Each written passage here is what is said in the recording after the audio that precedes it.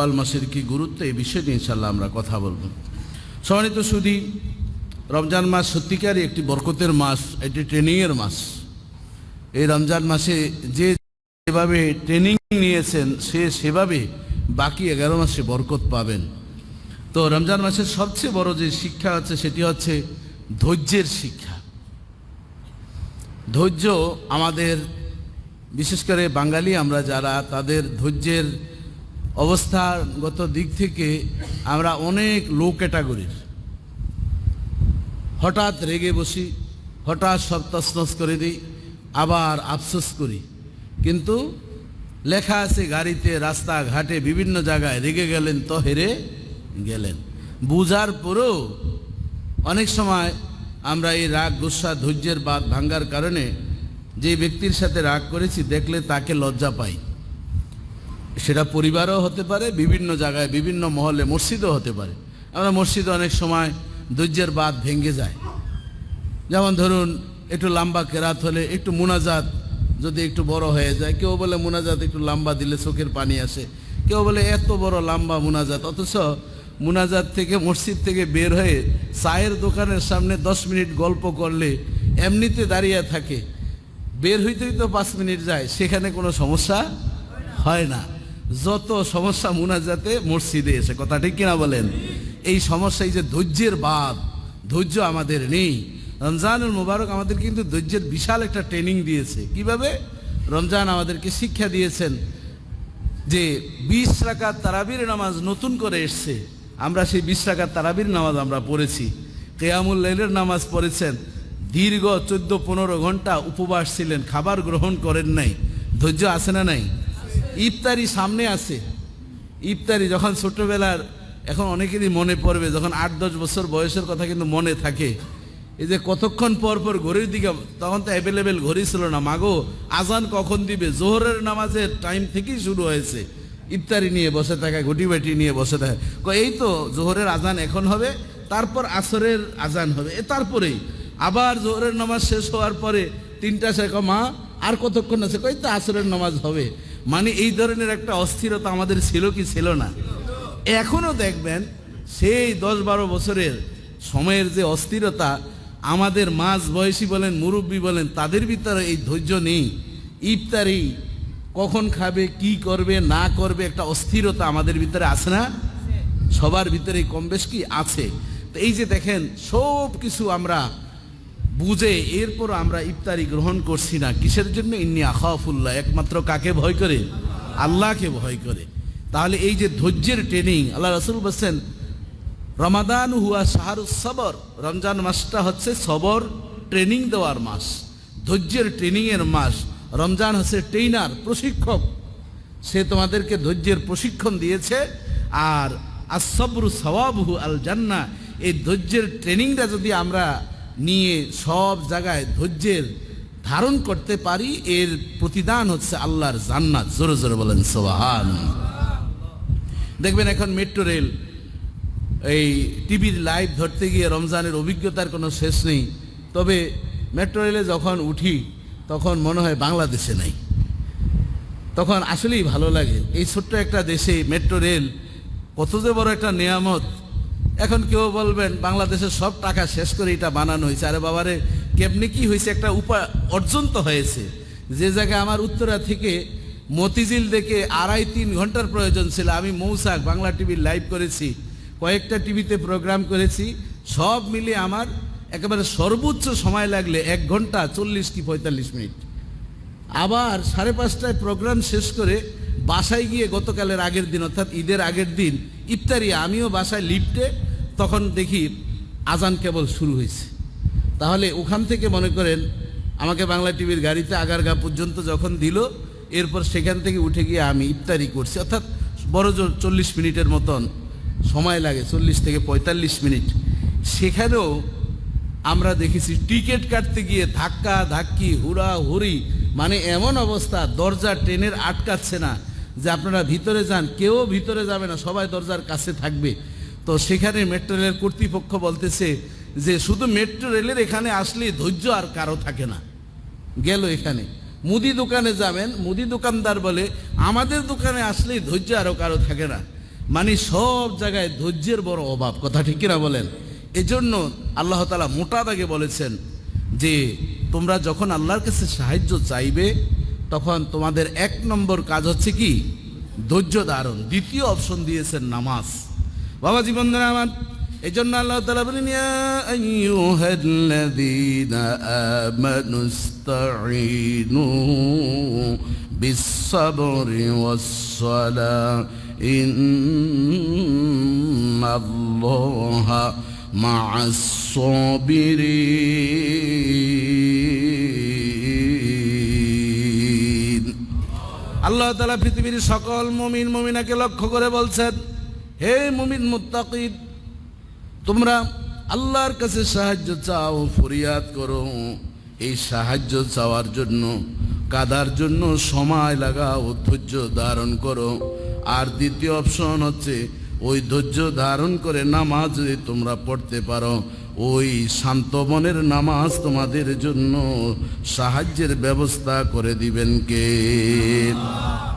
এই জন্য এক কথা আমি আপনাদেরকে বলবো, যার নামাজ স্থিরভাবে নামাজ আদায় করে শান্ত মনে, শান্তি মনে যার নামাজ আদায় হবে, রব্বুল আলামিন তার উপর শান্তি নাজিল করতে থাকবেন।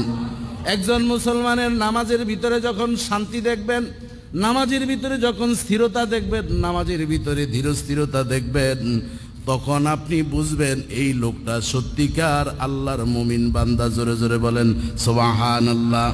আর যার নামাজের ভিতরে খুব অস্থিরতা, তাড়াতাড়ি রুকু সেজদা এমনভাবে দিচ্ছে মনে হয় যেন তার বিমান বা ট্রেন ছেড়ে যাবে, অথবা জুতা তার পিছনে রেখে আসছে, জুতা চুরি করে নিয়ে যাবে, অথবা তার পেটে কামড় মেরেছে বাথরুমে যাবে, এরকম মুসল্লি আছে না নাই?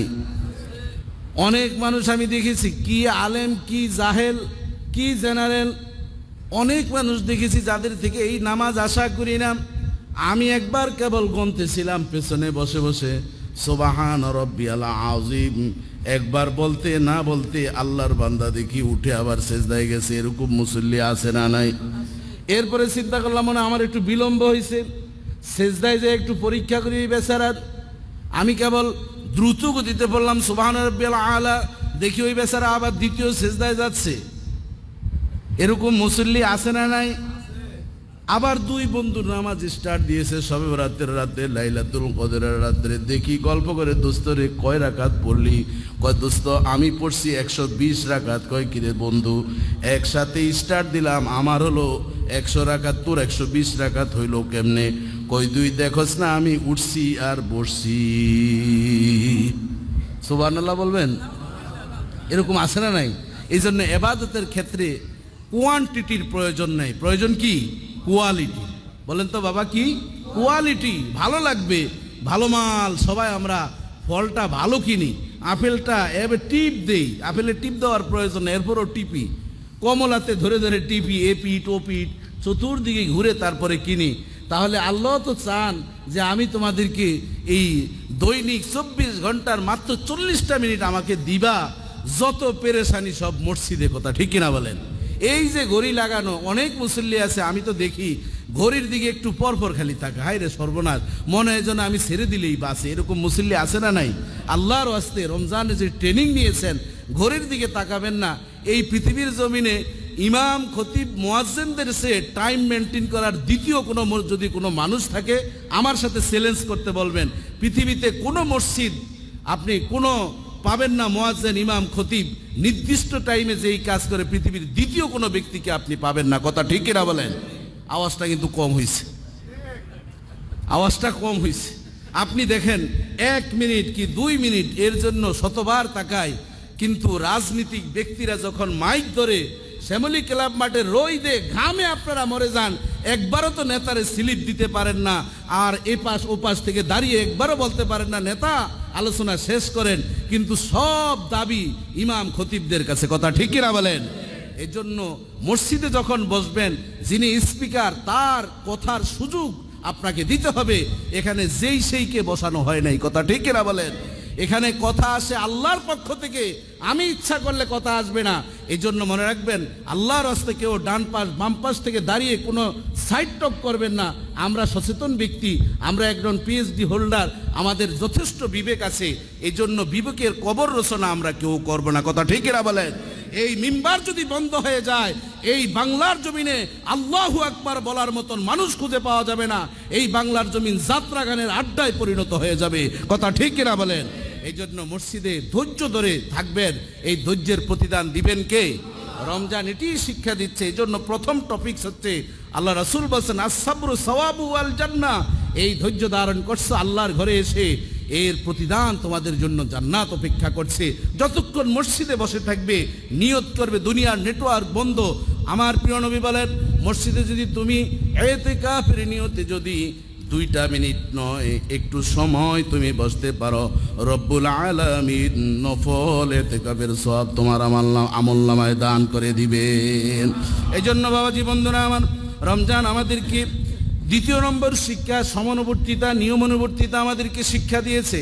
নির্দিষ্ট সময়ে নামাজ হয়েছে, নির্দিষ্ট সময়ে তারাবি হয়েছে, নির্দিষ্ট সময়ে ইফতারি হয়েছে, নির্দিষ্ট সময়ে সাহারি হয়েছে। এই সময়গুলো বাকি 11 মাসে দরকার আছে না নাই?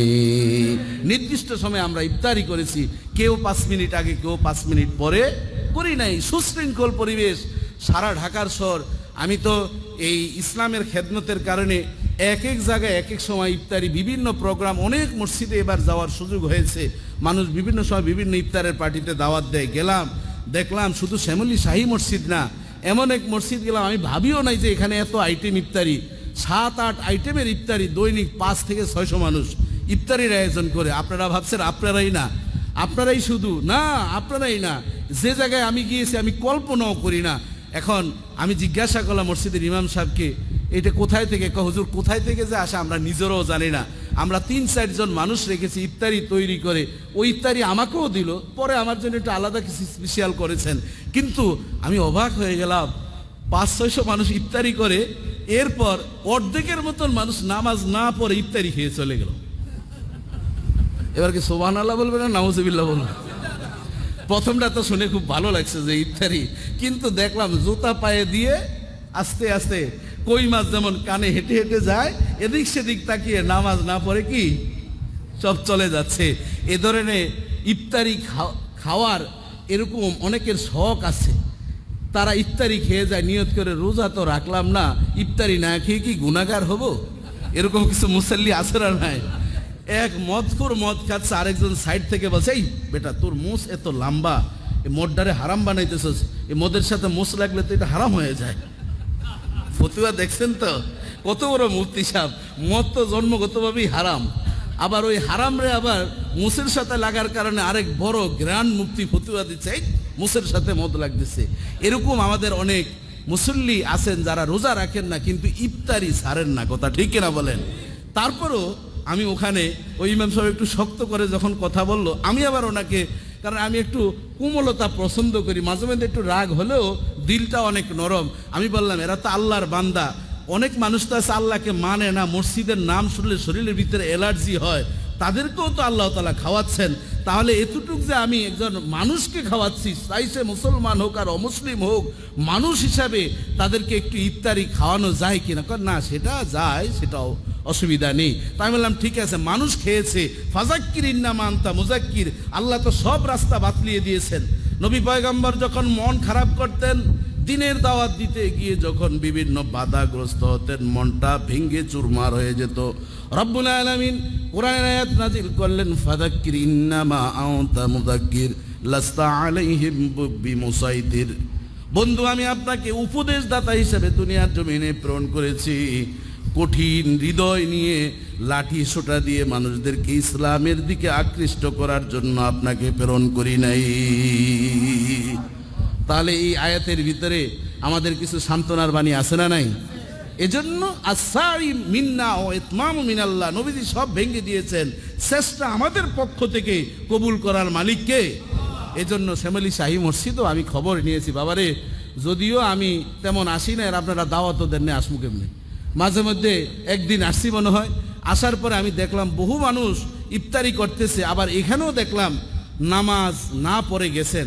কিছু কিছু আমাদের কমিটির সদস্যরা আমার সাথে বলছেন, হুজুর এরা শুধু ইফতারি করতে আসে, নামাজ পড়ে না। আমি বললাম অসুবিধা কি, এরা তো ইফতারি খাইছে, ইফতারি খাওয়ানোর সওয়াব তো অন্তত হয়েছে। কথা ঠিক কিনা বলেন?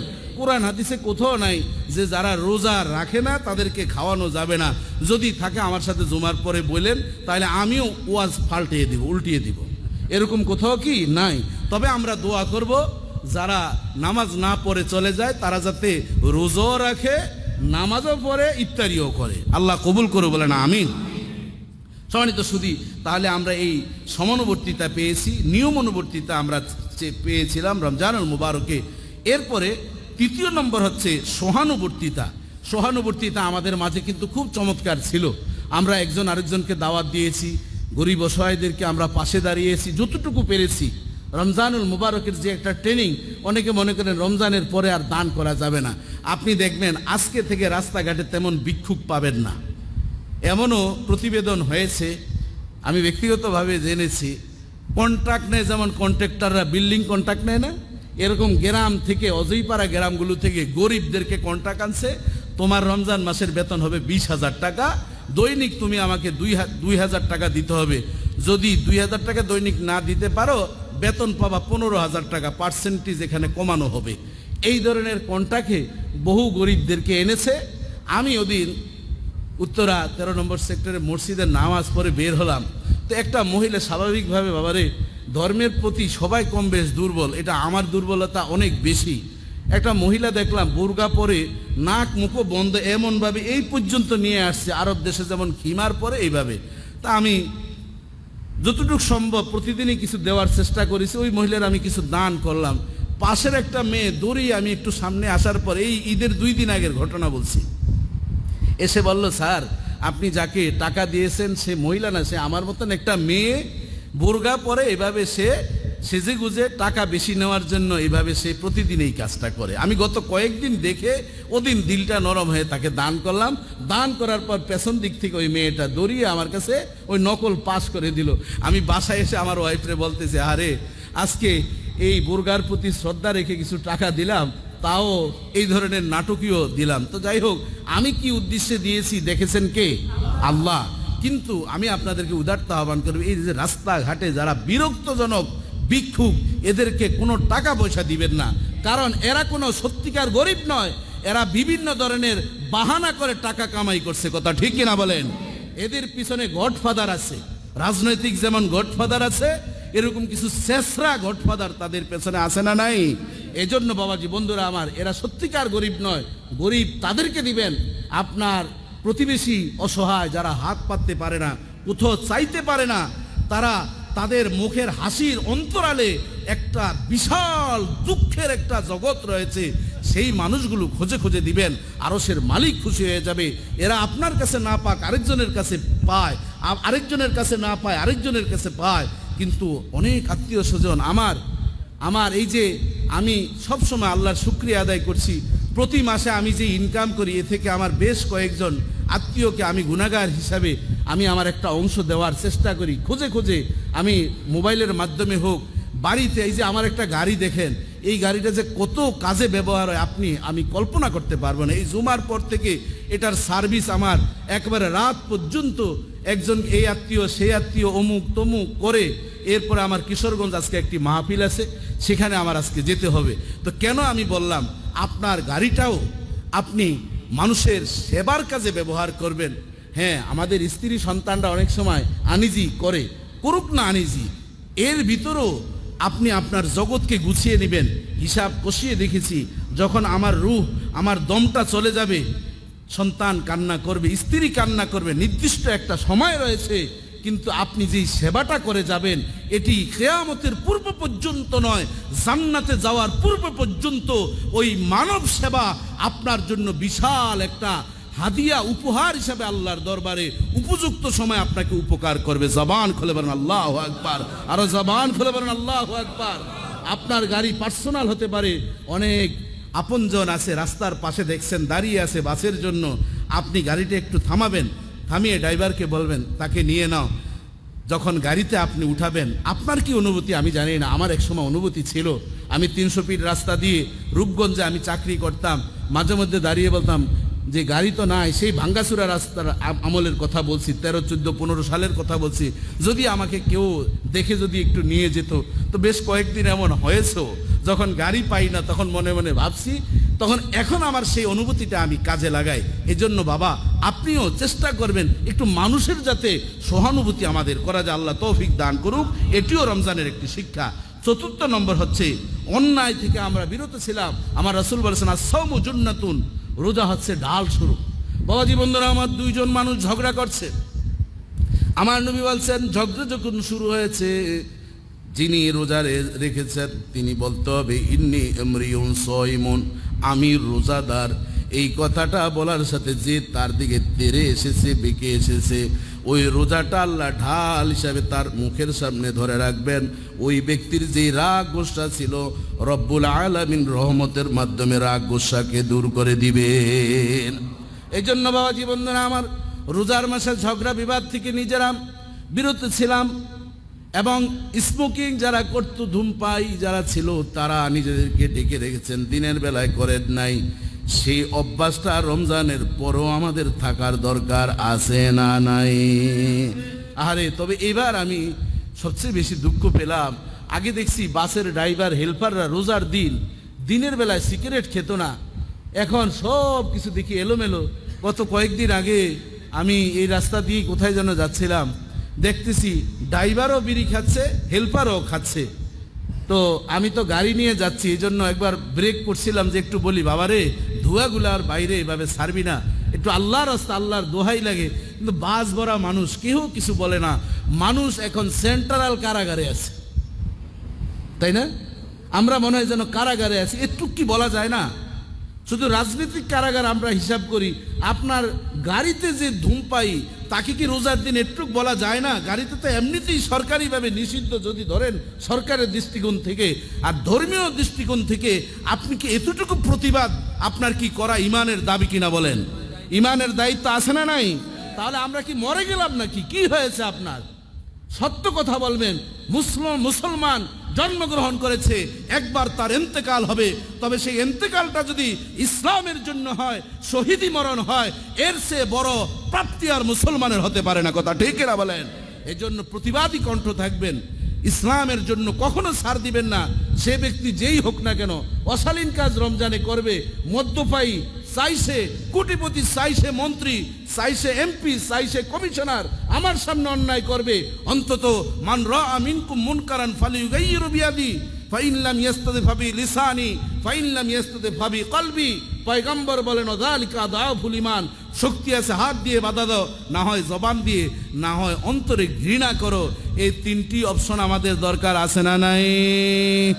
আপনি খালি খুঁজবেন, আপনার পজিশন নষ্ট হয়ে যাবে, আপনার খতিবগিরি চলে যাবে, আপনার ইমামগিরি চলে যাবে, আপনার নেতাগিরি চলে যাবে, যাক সব।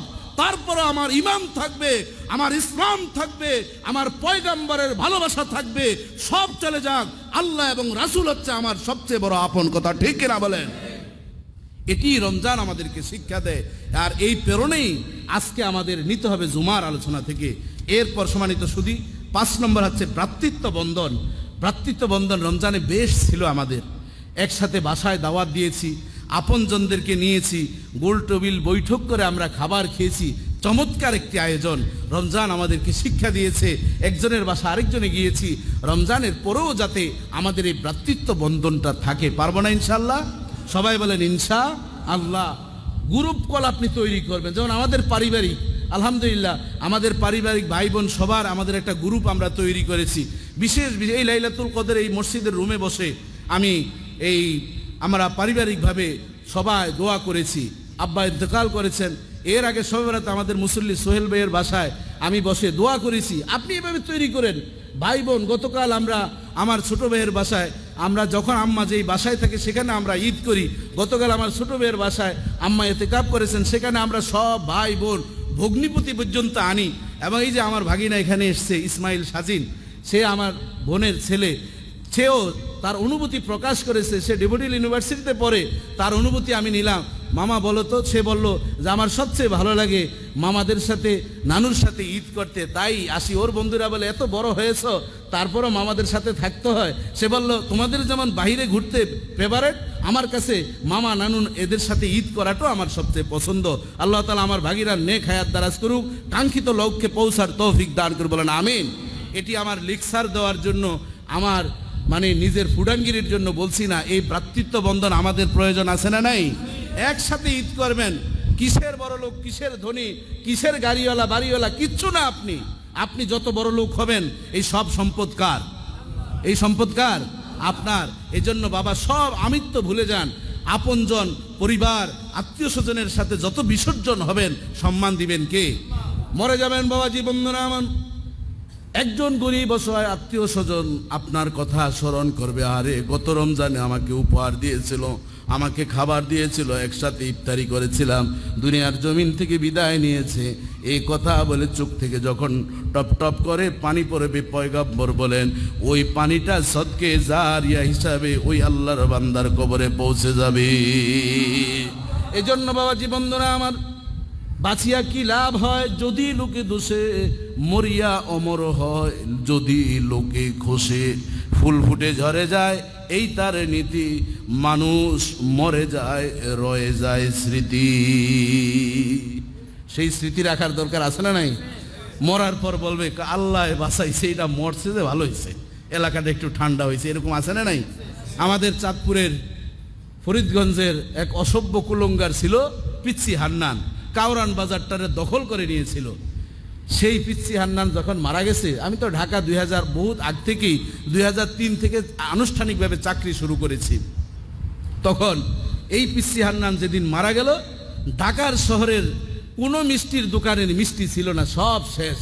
একজন আরেকজনকে আমি নিজে দেখেছি মিষ্টি দিচ্ছে, আল্লাহ বাঁচাইছে, প্রতি মাসে 10,000 টাকা সাদা দেওয়া লাগছে, এই গজবটা গেছে, আল্লাহ বাঁচাইছে। এই যে কথাটা বলছে, তার মরার পরেও তার কবরে কি উপায় হবে সেটার জন্য সেই এখন ভালো বুঝে। কথা ঠিক না বলেন? এজন্য আমরা মানুষের কোনো এরকম বৎসনার খোরাক যাতে আমি না হই, বরং আমি ইন্তেকাল করেছি, চাই আমার বাড়ি বরিশাল হোক, চাই আমার বাড়ি রংপুর হোক, চাই আমার বাড়ি সিলেট হোক, চাই আমার বাড়ি চট্টগ্রাম হোক, ঢাকার মানুষও যাতে চোখ থেকে ঝরঝর করে পানি পড়ে। কথা ঠিক কিনা বলেন? এইভাবে ভালোবাসা আমাদের থাকতে হবে। সম্মানিত সুধী, এরপর তাহাজ্জুদের নামাজ আমাদের পড়তে হবে। তাহাজ্জুদের নামাজ শিক্ষা দিয়েছেন আল্লাহ, অমিনাল লাইলি ফাতাহাজ্জাদ বিহি নাফিলাতাল লাক আসা আন ইয়াবআসাকা রাব্বুকা মাকামাম মাহমুদা। আল্লাহ তাআলা আমার পয়গম্বর মুহাম্মদুর রাসূলুল্লাহ সাল্লাল্লাহু আলাইহি ওয়াসাল্লামকে বলেন, আপনি তাহাজ্জুদের নামাজ পড়ুন, রাতের শেষ অংশে জাগ্রত হয়ে নফল নামাজ আপনি আদায় করেন। এই নফল নামাজের মাধ্যমে আমি আল্লাহ আপনাকে একটা মাকামে মাহমুদ উপহার দিব। এই মাকামে মাহমুদটা কি? এই মাকামে মাহমুদ আল্লাহর একটা চেম্বার আছে, তার নাম আরশে আজিব। আর আমার পয়গম্বর জুডিশিয়ান হবেন, ট্রাইব্যুনালের জুডিশিয়ান হবেন। তিনি সেখানে ওই মাকামে মাহমুদ অবস্থান করে গুনাহগার উম্মত আমরা যারা আছি আমাদেরকে শাফাআত করে আল্লাহর জান্নাতের মেহমান বানিয়ে দিবেন। 2টা চেম্বার থাকবে হাসরের ময়দানে। কয়টি বাবা? 2টি। একটা হচ্ছে কি আরশে আজিম, সুম্মা ইস্তাওয়া আলাল আরশ, আল্লাহর যে আরশ আছে সেটা। আর আল্লাহ বলেন আসা রব্বুকা আইয়া বাসাকা রব্বুকা মাকামাম মাহমুদা। এই নফল নামাজ আপনি কন্টিনিউ করার আগে, 5 ওয়াক্ত নামাজের আগে আল্লাহ রাসূল নফল নামাজটা পড়তেন ফরজের মতন। এরপর রাসূল সাল্লাম যখন দেখলেন 5 ওয়াক্ত নামাজ ফরজ হয়ে গেল, রাসূল সাল্লাম মাঝে মধ্যে এই তাহাজ্জুদের নামাজটা ইচ্ছা করে বাদ দিয়েছেন, যদি আবার উম্মতের উপর ওয়াজিব ফরজ হয়ে যায় উম্মতের কষ্ট হয়ে যাবে। এই জন্য আল্লাহ খুশি হয়ে বলছেন, বন্ধুরে এই নামাজটাকে আমি আল্লাহ এত পছন্দ করি, এর মাধ্যমে আপনার উম্মতে গুনাহগার উম্মতদের সুপারিশের জন্য আমি আপনাকে একটা চেম্বার দিব। কারণ কোথায় দাঁড়িয়ে আপনি সুপারিশ করবেন, কোথায় অবস্থান করে সুপারিশ করবেন, এই জন্য আমি একটা মাকামে মাহমুদ অর্থাৎ প্রশংসা সুপারিশের একটা সেন্টার আমি আপনাকে উপহার দিয়ে দিলাম। জবান খুলে বলেন আল্লাহু আকবার। মুফাসসিরিন বলেন নবী তাহাজ্জুদের কারণে পেয়েছেন মাকামে মাহমুদ, আর নবীর উম্মতরা তাহাজ্জুদের নামাজ পড়লে নবীর সুপারিশ তার জন্য ওয়াজিব হয়ে যাবে। আর একটু আসতে বলেন সুবহানাল্লাহ। অনেকে ভাবতেছেন যে রোজার মাসে তো মেলা সওয়াব কামাই করছি, আর সুপারিশের কি দরকার আছে? সুপারিশের দরকার আছে না নাই? জবান খুলে বলেন আল্লাহু আকবার, আরো জবান খুলে বলেন আলহামদুলিল্লাহ।